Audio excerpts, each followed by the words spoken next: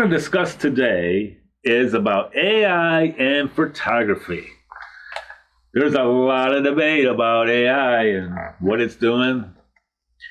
So I want to dive into this just a bit, just to give some thoughts and some kernels of interest concerning this debate. I feel like this is a thing that people are really looking into, and it is exciting. There's some really neat things you can do with it. However, there's a line that needs to be drawn, and that line is integrity when it comes to AI.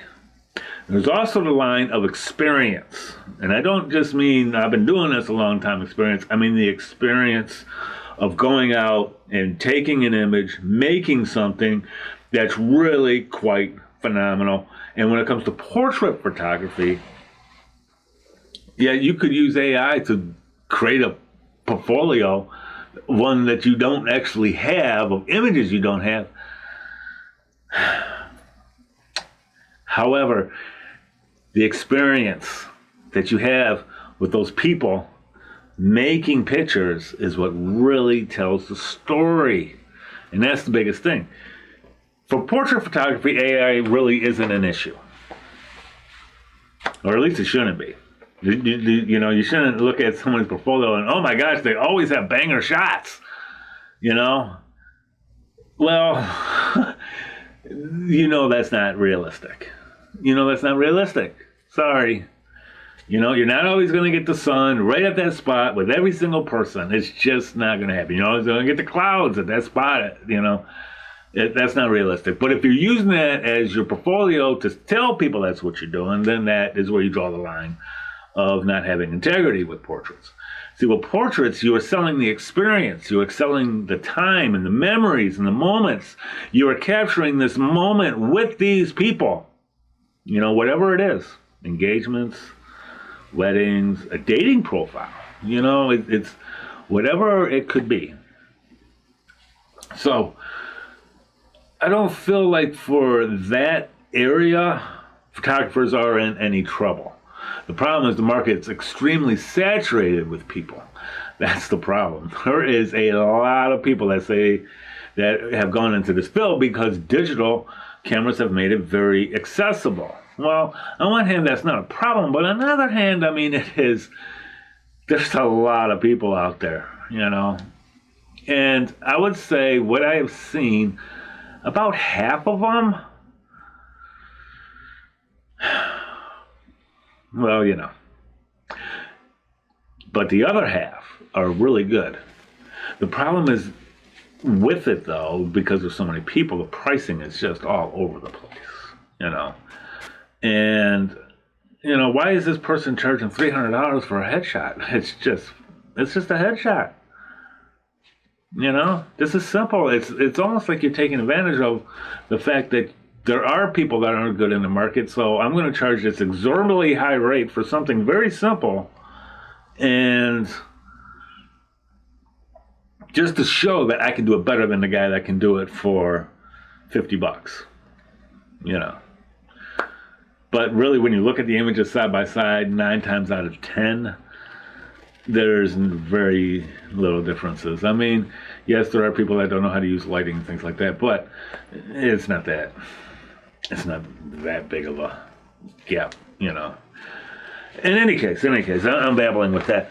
Let's get back to the dilemma. Is AI a problem with other photographers? Landscapes, photojournalism, art galleries, exhibits, things of this nature. Now, that's where you could run into some issues, because you can alter things into things that aren't really there. In fact, there's been some high-profile contest winners, of major things like National Geographic and some of these prestigious galleries, where these people altered these pictures to the point where it was found out later that they did this and altered the image actually quite a bit. You might look at it and go, well, that's not that big of a difference. If you were to look up the National Geographic picture with the elephants, that one picture of the year, won all kinds of accolades and won some money out of this. It's a great shot. It really is. Altered the ears on it. And I mean, I get why they did it, because the one was messed up and the other one wasn't, and I get why they did it, you know, but that's not the shot that you got. It's one thing to change contrast, brightness, saturation, things like that. Those are things that are expected for you to do, because they did that with film. You did that with, when you did a painting, you would, the way that you would use the paint to alter the contrast to make it look like there's light and 3D and things of this nature. You know, those are expected, you know. But when you're changing the actual image itself to look different, the objects to look different, that's where we're running into a thing. You know that famous picture? There was one with the buildings. There was a city one. You were looking up, and there was a plane going through the buildings. Not like through the buildings, but like in the middle of like an alleyway type thing. You know, the plane was put there later, you know. It's a cool shot. It's artistic, but it's not, there's no integrity in that, you know? And that's the problem. There needs to be a level of integrity with these things. It's one thing to take a pop can out of a picture because it's distracting off to the side. It's another thing when what you're doing is actually making the picture that it is, you know, by doing these things. Has there always been an issue with manipulation of images? Yes. From day one, there's always been problems with this issue. This is not just an AI thing. This goes back to the film days. You know, propaganda and things like this. I mean, in the 30s, I mean, propaganda was everywhere. You know, film, meaning film with cameras and film with movies. The way you edit it, taking things out, putting things in, things like this, the way you arrange that is a early form of AI, to the extent that you are changing what you're actually seeing, and you are putting something out there that's not true. Poland never invaded Germany. Britain was not winning the war in Crimea. You know, these things like that were done way back then. It's always been there. There's always been a problem.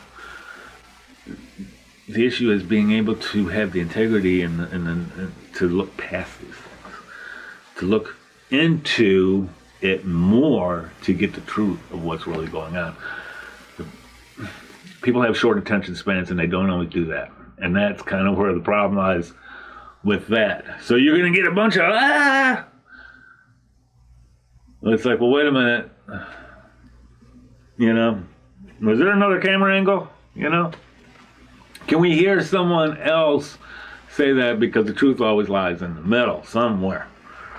You know, why was this done? You know, things of this nature. So is AI a problem? No, it's kind of fun, actually, to play around with it. You know, and it can help and enhance things. But when the experience and integrity lines are crossed, then it becomes a problem, because you are not being accurate with what you were saying. You are telling a lie now. You're giving propaganda. So just keep that in mind. Go out there, take your shots, take your pics, take your images, do whatever you want. But that's just my thoughts on the AI thing. So until next time, I'll see you soon.